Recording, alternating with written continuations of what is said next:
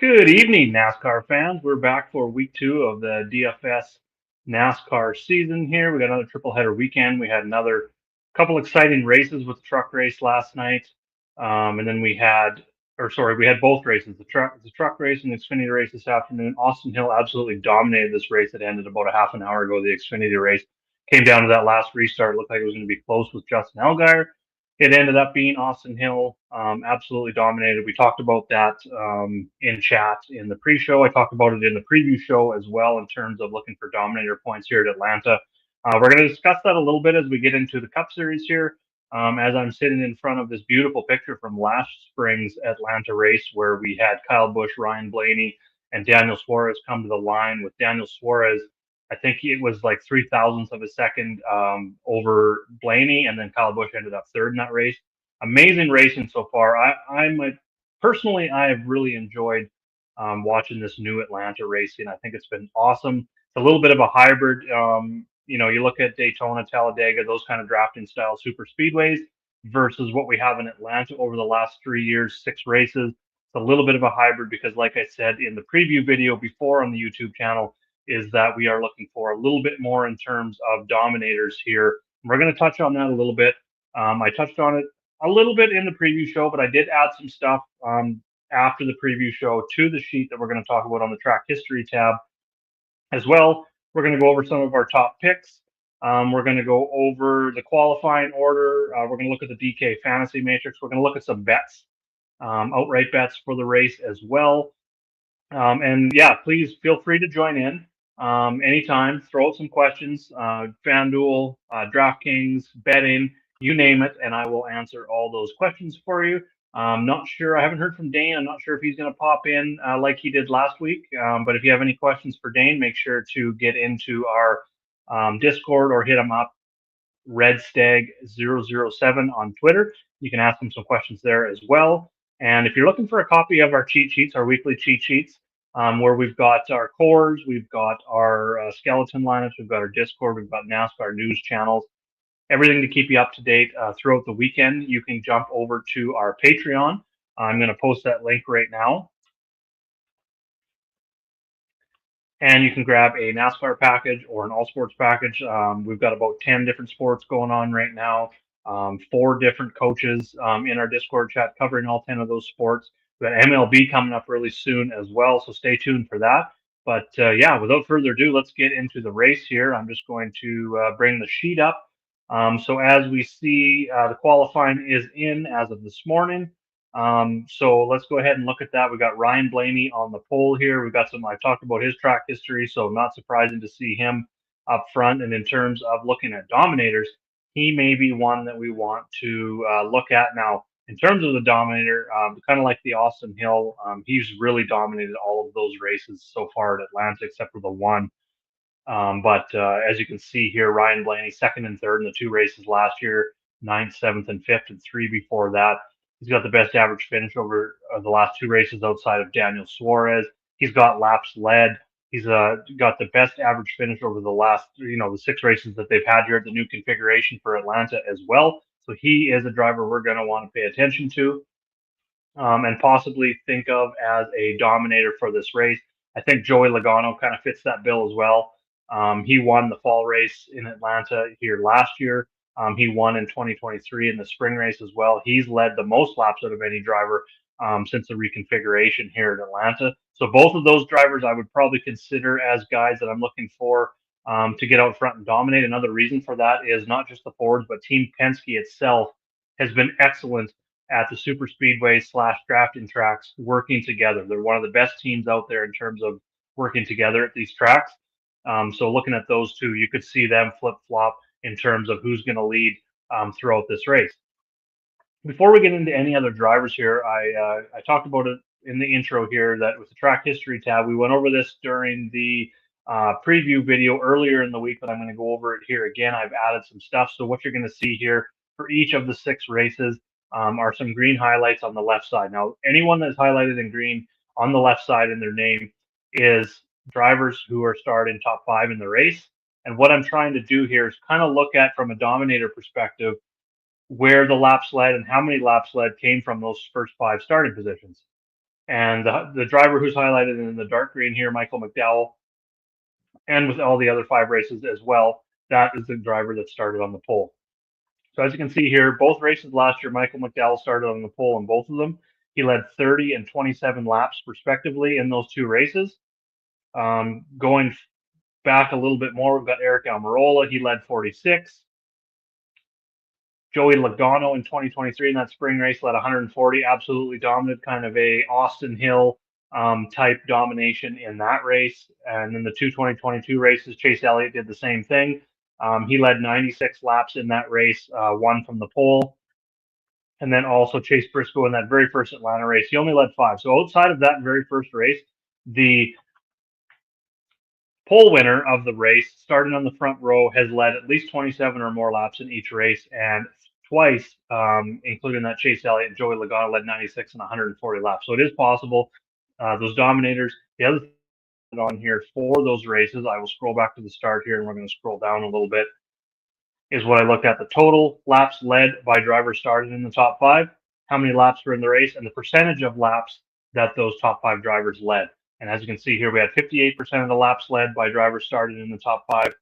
In that race, we had 60%, 41%, 82%, 57%, 18%, and that's that first race. So outside of that first race, we've had at least 45% of the laps led dominators coming from those starting 5 positions. And like we went over in the preview video, you can kind of scroll down and look at this new white box at the bottom of this track history tab for research. You can see how many drivers led 20 plus laps, how many led 50 plus laps, 100 plus, how many had double digit place differential points, what the correlation to start to finish. And I had a question last week. I'm going to go over just a little bit again in terms of, it's a simple correlation. It's nothing too fancy in terms of mathematical formulas or anything here, but pretty much that correlation. The range goes from -1 to +1. So the closer you are to +1, the greater the correlation from starting position to finish position, which tells me, and the tracks that we see this most common, where we see the higher correlation, is going to be like your short flat tracks, your short steep tracks as well, where it's very hard to pass. Road courses, you're going to find a higher correlation, versus the super speedways and the drafting tracks, you're going to find a lower correlation just because of the variance and how easy it is, with the drafting to come drivers come from the back to the front. And that's another reason why we look for place differential as a strategy. Now, what we've talked about many times with Atlanta leading up to this race and in years past is that it's kind of a mixed bag when it comes to whether you want place differential or you want dominator points in this race at Atlanta. So it's a mix of what you want here. And we've seen that with the Xfinity race. We've seen that, like I just went over, in the Cup races in previous years as well. So with that, we can kind of dig in, and I talked about it in the beginning here. Looking at Ryan Blaney, Joey Logano as 2 drivers who I like as potential dominators in this race. They're both starting top 5. As we've seen, the driver who starts on the pole has a little bit of advantage. He starts that race at the very beginning. He's the one that gets to go first. And with Joey Logano, who's going to be very close behind him, there's probably a good chance that they're going to hook up early in this race. And I think Ryan Blaney, kind of like Austin Hill did today, can probably lead at least that first stage, and possibly even more. Like I said, they could probably flip-flop Logano and Blaney, and Logano could lead some laps. I could see both of them definitely potential of leading 20 plus, definitely 50 plus for at least one of them. And I think if I had to pick one or the other, it would be Ryan Blaney, just starting from the pole. While he hasn't won here like Joey Logano, he's been much, much more consistent. So Ryan Blaney would be my pick for top dominator. Again, Joey Logano right behind him. Now, in terms of ownership, I'm not sure exactly how it's going to shake out in the 9K and up range, simply because we've got William Byron, who has won back-to-back Daytona 500. He's also won 2 of the 6 races here at Atlanta, and he's starting 16th.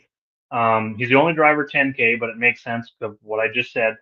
He's been very good on the super speedway drafting tracks, and he's been very good here at Atlanta specifically. Starting 16th, that gives him some place differential upside. There's probably even a chance where he could lead some laps potentially. So if you're going to get both out of him, say he got up front fairly early and ended up leading 40 laps and won the race, he's going to give you 15 place differential points, and he's going to give you some of those dominator points as well. And if you can get both of those out of a driver, he's most definitely going to be in the optimal lineup. Chase Elliott's right there as well. He's starting 19th. He's had some success here as well. Finished no worse than 15th, and he won the second race back in 2022. And like we talked about, he led 96 laps during that race. So he's a potential dominator that could come up front as well. But in that race, he did start from the pole, so I don't think we're going to see that 50 plus laps led upside from Elliott by any means. I think he's more of a driver that maybe could get that 20 plus laps led, and that would probably come in, say, the final stages of the race as he worked his way forward. The chalk here in this 9K up range, I believe, is going to be Denny Hamlin, started 37th. As you can see, he's been very inconsistent here. He's got 4 of his 6 finishes outside the top 23, and his best finish is only a 6th place finish. But what I like, and I'm going to compare all of these 9K and up drivers using our DK fantasy matrix here. So if anyone is new to this, it's a separate tab on the sheet that's going to show you DraftKings salary, starting position, how many points they need to hit 4x value, 5x, and 6x. And then if you want, you make your own copy of this, you can add in projected laps led. Like for instance, if we believe Ryan Blaney is going to dominate this race and say he gives us 80 laps led, let's just say for 10 fast laps, something like that. Without those, sorry, I'm going to erase those. Without those laps led, he needs 58.8 points to hit that 6x. As you can see, he cannot do that by winning the race without any laps led. He can only hit just below 5x. So that's not good at all. So if you're playing Ryan Blaney, you are expecting those dominator points. So I'm just going to say 80 and 10 here. So what that gives you now is 70 points for the win if he leads 80 laps and has 10 fast laps. And with that 70 points at his price point, that's going to give you right around that 7x, a little bit over 7x value. So that is one way to look at that and use this DK Fantasy Matrix tab to kind of help you decide between drivers. So with that said, Denny Hamlin, like I said, what I really like about him in terms of chalk, and he may be a driver that, because of his lack of track history, if you will, and variance here and 4 finishes outside of 23rd, he may be one. If you think he's going to be the highest owned, one of the highest owned at 9,100, he's cheaper than these drivers above him. He's starting 37th, so he has a massive advantage in terms of place differential upside. As you can see here, if he gets first without any lap slide, he's going to give you 81 DK points. Well, 81 DK points divided by that salary, you're looking at a 9x return, which is absolutely crazy. But if he crashes out and he's 40, 50% owned, which could be the case, this is a driver I would maybe consider fading. Or if you're doing 20 max, I would maybe go under. Say he's projected to be 40 to 50% owned in GPPs. He's a driver I would definitely go underweight on, maybe in that 20% range, just because of the variance at these drafting style tracks and the fact that he's got to come all the way through the field without wrecking to get to the front to give you those. Because 6x, the thing about that is he only needs a 13th place finish to hit that 6x return without any laps led, any dominator points whatsoever. So that almost tells me for sure that he's going to be the chalk here. I definitely like him, don't get me wrong, but he is a driver that I maybe would consider if you're trying to be a little bit contrarian in your lineups.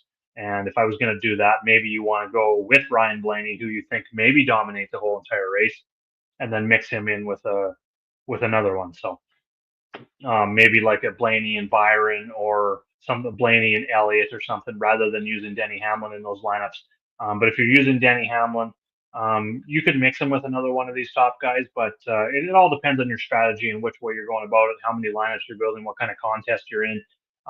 So if you're in specific lineups, or if you're building any of those lineups right now and you have any specific questions regarding that, definitely hit me up, and I can help you out building that kind of lineup. And if you don't have those answers or those questions put into the chat here, definitely hit me up on Twitter at Jaeger_bombs9, or in our Discord chat as well. So that's how I use the DK Fantasy Matrix for that. So now kind of moving on to the next tier.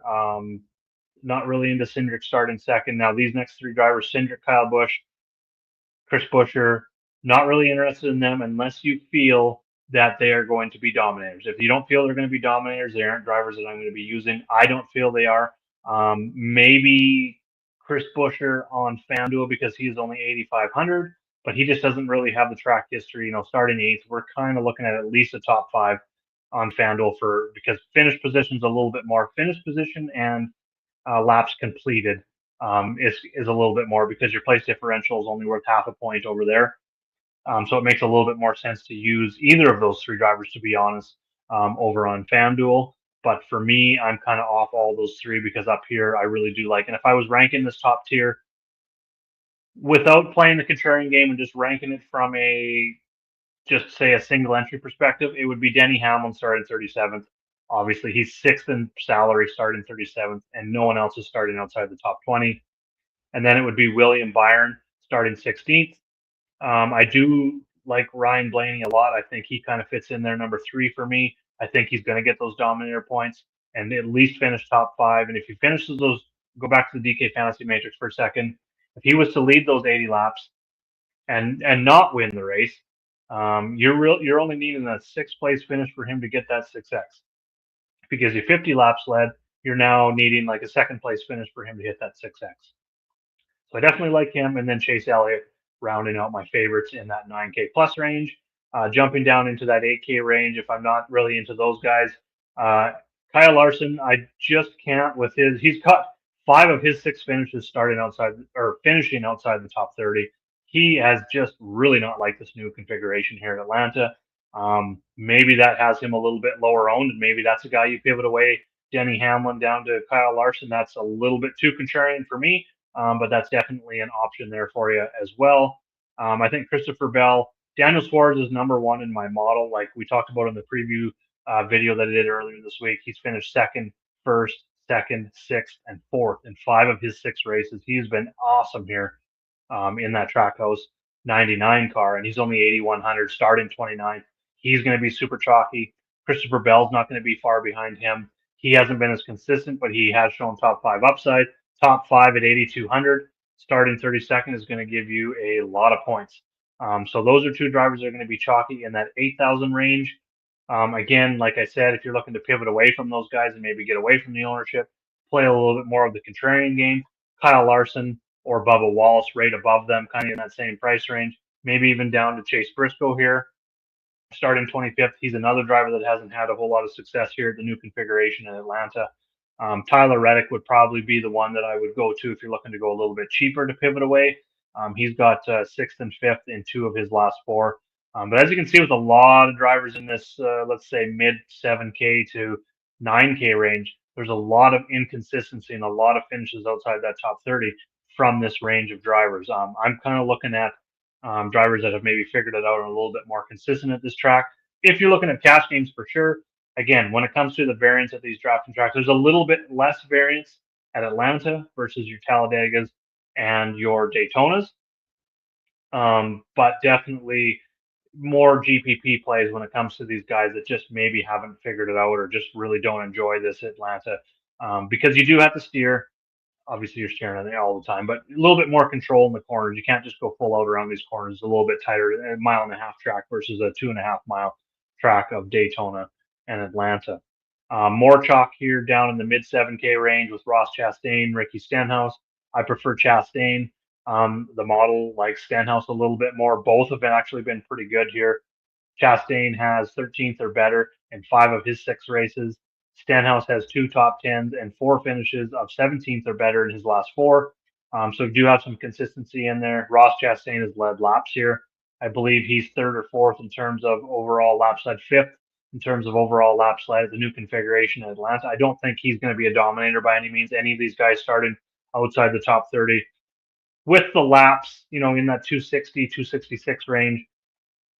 It definitely makes, you can definitely sell somebody on the fact that maybe those drivers from the rear do come forward. But the fact that they weren't fast enough to qualify that up front just doesn't give me enough information to tell me that they have the cars available to get out front and lead those races, especially when you've got, like I said, Team Penske and Logano and Blaney, who've been very good at these tracks, blocking, holding the lines, and leading a lot of laps on these races. Ty Gibbs is going to give you some chalk here in the low 7K at 30, starting 36th. He's finished 17th or better in 3 of his 4 races here with 2 top 10s. Michael McDowell's only started 24th, so he's probably going to be a little bit lower on. But like we've seen, he's had success here. 8th and a 4th, No finish worse. He hasn't finished outside 24th in any of the races. So he's finished better than his starting position in every race and level in his very first race here. That's good to see. He's led 27 and 30 laps in his last two races here last year in 2024. So that's really good to see here as well. And then we've got Eric Jones. I like. He didn't really have success here last year, 25th and 26th, which isn't too bad. But his first four races here, 14th or better in those four races with two top tens as well, which is really good to see. Scrolling down, I really do like the value, and what I like about it the most is that we can build lineups however we want this week. We've got Corey LaJoie at 6,200, third in the model. He's finished 15th or better in four of his six races, 21st or better in five of those, two top tens, top 15s in both races last year, starting 35th. Let's go look at him here. At 6,200, he only needs 37 points to hit 6x return. For him, that's a top 20. He doesn't even need right around 20th place is going to give him a 6x return. And I feel that that's a chalky way. So he's going to be a chalky value play for sure. And then the other two, the two lowest prices guys on the board this week, starting last and second last, BJ McLeod and JJ Yeley. Obviously, with lower equipment like this, we are going to see there's a little bit more variance, obviously, with those cars. They're not guys that are going to get up front and dominate unless there's lots of wrecks. They're guys that maybe look to a little bit more at your Talladegas and your Daytonas. With the big ones coming, you don't really see the same amount of big wrecks like we do at Talladega and Daytona. But the fact that those guys are starting there, BJ McLeod has finished 25th or better in three straight and in four of his six races here. And then we've got JJ Yeley, who's finished 26th, 7th, and 23rd in his three races here. And looking at those two guys on the fantasy matrix, they need 30 points to hit that 6x return, which 6x return from a minimum price guy is amazing. Well, they only need to finish 25th. So anything above a top 25, those guys are absolutely crushing their value. So it's kind of hard to go away from them.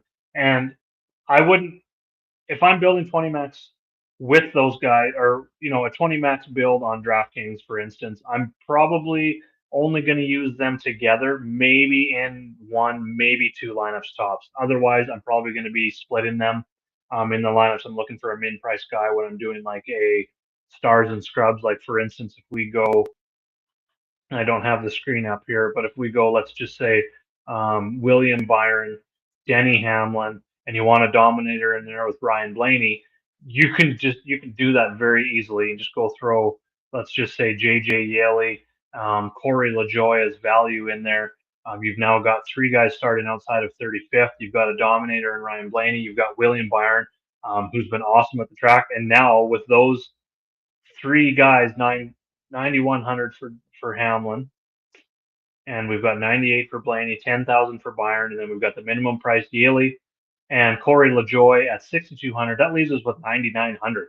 So I mean, you can go Logano if you want to double up and maybe put some teammates together with Blaney and Logano. So that just shows you right there that if you only take one of these minimum price guys with a Corey LaJoie, McLeod, LaJoie Yaley, you can pretty much do whatever you want. And again, kind of like our Daytona Talladega strategy, maybe not to the same extreme, but you can definitely leave money on the table. Is going to help you definitely separate your lineup from the field. Any questions so far? Thank you again. I see 10 people on here live, so we're already a little bit ahead of last week, so this is awesome. We're going to try and keep doing these shows. I'd really enjoy if you guys jumped in, maybe ask some questions. Just who's your driver that is your favorite to win the race? Maybe tell me who your top dominator is. Tell me maybe who your core 3 or 4 are. Throw up any questions at all. Let's get some interaction going here. But if not, we'll continue on here. I'm just going to look at some bets as well. We kind of went through the field, talked about some drivers. So let's go over to one of the sites that I use for betting is CoolBet. I'm just going to make it a little bit bigger so it's a little easier to see. Ryan Blaney leads the way at plus 600 on Cool Bet here, and I couldn't bring up. I was trying to bring up Bodog, but it gave me some errors and wouldn't allow me to get on there. So if you're looking to bet the favorite, kind of like maybe the Austin Hill race, if you feel that's going to happen today, definitely go ahead and throw Blaney in there plus 600. That would be my pick. But if you're looking for a little bit more value down the board, William Byron plus 1500 is someone that I'm going to definitely put some money on in terms of outrights.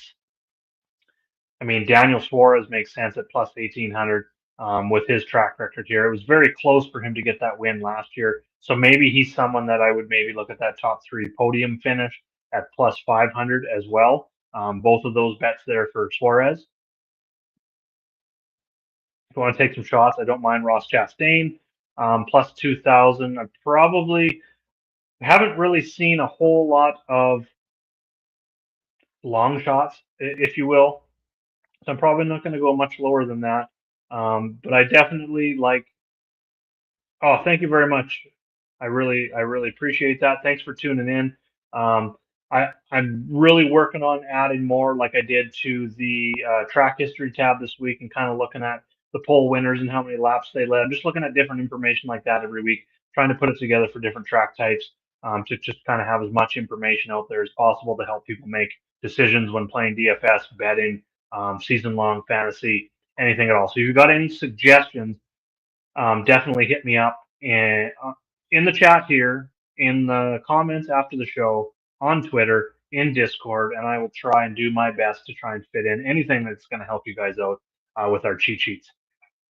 And I know Dane the same as well with him. So yeah, back to the betting here, guys that I'm probably going to have. The guys that are for sure going to be on my bet card. I got William Byron. I am going to get some Daniel Suarez at plus 1,800. I do like it's either Reddick or Chastain. I'm going to go back here and just look at Reddick and Chastain and kind of compare the two. Why can't I find? He's right above. Whoa. So the model definitely favors Ross Chastain. As you can see, he's got 2 second place finishes in the 2022 races. So they haven't, either of them have really showed upside, but I mean, you're getting them at plus 1,800 and plus 1,500. Reddick at plus 2,000, Chastain at plus 2,000. So those are two. I'd probably only pick one of those, and I think it would be Chastain and William Byron would be the two bets that I'm looking at right now. Other than that, maybe what we will do now is go ahead and build a lineup. So I'm going to blow this up a little bit. My favorite 4-driver core, and this would be a core that I would use if I'm building 20 max. I'm probably going to take this core and I'm going to use it. Let's do a Denny Hamlin one first. I like Hamlin and Byron getting him in there. I just really think that the fact that Hamlin doesn't even need a top 10 to give you that 6x return, he's going to be chalk. So I'll give you a little bit of a chalky one. Hamlin, Byron, we're going to go maybe a non-dominator pick here. So Hamlin and Byron are definitely going to get in there. Going down, I definitely like Suarez. Now this is going to be a very, very chalky build on here. And then I just talked about liking Ross Chastain. So there's your chalky build. Now you can do multiple things with that. You can go down, you can get the minimum price guide. You can go with right up to the top again if you'd like. You could go with Corey LaJoy, make it even chalkier. That's leaving 4K on the table, but that's probably still going to be a chalky lineup. So there would be a 4-driver core, and this core I'm probably only going to use. I'd maybe build 3 lineups around this 4-driver core with the variance. And I talked about this last week with Daytona. I'm going to try and not be overweight on the drivers based on what I think they're going to be in terms of ownership. So if a driver I think is going to be 40%, not like a track like, let's say, Las Vegas or Martinsville, Phoenix, where if a driver is going to be 40%, I want 60 to 70% to be overweight in the field because I feel very strongly about, let's say the practice, a very dominant car through practice or whatever. There's a lot more variance at these tracks. Like I said, maybe not as much as Daytona and Talladega, but I still don't want to be overweight. I don't want to put all my eggs in one basket. If you're only building 3 lineups, I'm not putting one driver in all 3 lineups. I'm putting my favorites in 2. So let's say this is a 3 max build, not a 20 max build. I'm probably going something like Hamlin, Byron, let's just say Suarez or whatever other mid-tier driver you pick. I'd probably do a 3-driver core, and I would put those 3 drivers in 2 of my lineups, and then I'm going to switch up and be a little bit, maybe a bit contrarian in my 3rd lineup. and then mix in the other three drivers in those first two lineups. The same with five max, but this three driver core I'd probably do in, let's just say, three lineups, and then the other two maybe go a little bit different direction. I just don't want to put all my eggs in one basket in a race that's got a lot of a variance here. Bob's got a question here. Thank you very much, Bob. Thanks for tuning in again. You are definitely one of the regulars for the NASCAR shows and the NASCAR chat. So I appreciate you. Do you run two dominators and then the most drivers starting over 20? No, I don't want two dominators at this track. As we can see, just kind of looking at the track history tab, I'm kind of looking at one dominator is what I'm concentrating on. Not really looking to pair two together unless I think that driver can also get me place differential points as well. So if I'm going with Blaney, I'm probably not going to pair him with Logano. That would be quite contrarian, thinking that I know I talked about that could definitely happen. But that would be kind of I think, a little bit contrarian, seeing as if you're going with these two, you're probably not fitting Byron, Elliott, Hamlin in there. You're going to be skipping out on a lot of place differential value, which is going to give you more points in this race. So I don't think that's going to ever be the optimal lineup. There's a very low percentage chance that that's going to end up being an optimal lineup. So what I would do is take one guy that you think is going to dominate, which I think is going to be Ryan Blaney. So let's go there. And then mix him with a driver. Like I would go Hamlin, Byron, and Blaney. I think that's a really nice core. Probably one of my favorites. It gets you the Dominator in there, and then it gets you the one of my favorites in terms of place differential upside. Although I do think that he is a nice, like I said earlier, that you could pivot off of Hamlin very easily. I think just because of the variance and the fact that he maybe doesn't have the best track history here. It's been not bad, but only one top 10 in 6 races, and only one top 15. And that's kind of where he needs to be to get that 6X, is around that 15th, 16th. Looking over here, he needs 54, and that 54 puts him at 13th. So he needs a 13th place finish to hit that 6X.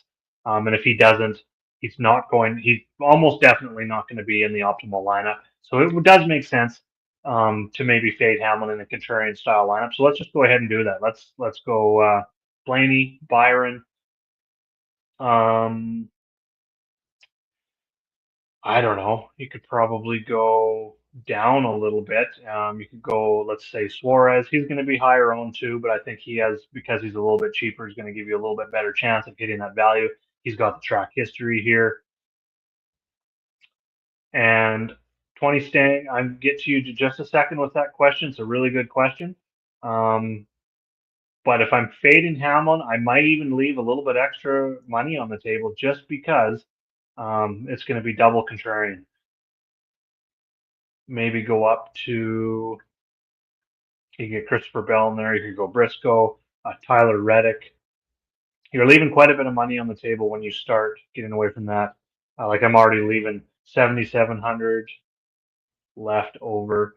So now if I was to go, let's say Corey LaJoie, gives you the Dominator, it gives you a whole bunch of place differential, and now we're also fading quite a few drivers that are going to starting in the 30s. Starting with Denny Hamlin, who I think is going to be popular. Christopher Bell starting 32nd, I think is going to be popular. Stenhouse at 34th. Ty Gibbs at 36th. So this would be a good race if you're looking to do a lot of lineups and just kind of mix in all these guys as place differential upside. Would be a good way to do that. Now, I hand build myself, but this would be a really good situation. I know Dane and some other guys use some optimizers that give you a lot of ways to build rules. And go ahead and really mix in and say, I want max out of say you're doing 100 lineups, I want max 25 of this guy, 30 of this guy, or whatever. This would be a good situation where you can go ahead and build that, being that there is so much combination of place differential value and guys that have actually done good here at Atlanta as well. Now, your question is, how would you build a single entry? Now, is that GPP or cash games? For cash games, I'm definitely not looking at the Dominator as much as I am for GPP. So if you're going cash games, I think you do have to start with Denny Hamlin, maybe William Byron at the top, because you probably want to go down to,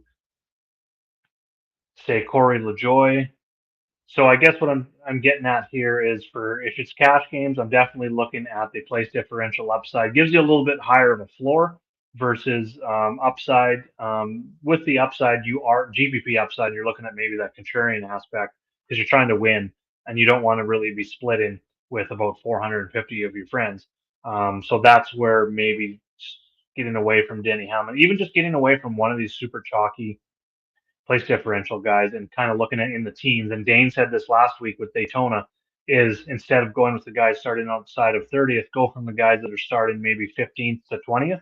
They're going to be probably 5 to 10% lower owned just because of the place differential upside. You lose a little bit of place differential upside there. So that's kind of how I would go with the single entry in terms of cash games.